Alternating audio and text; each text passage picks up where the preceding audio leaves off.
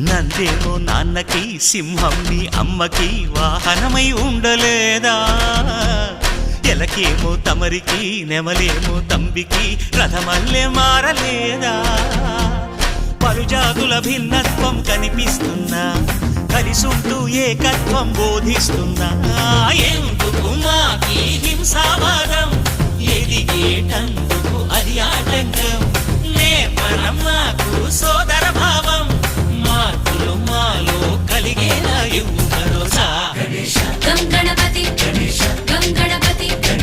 గం గం గం గం గం గణపతి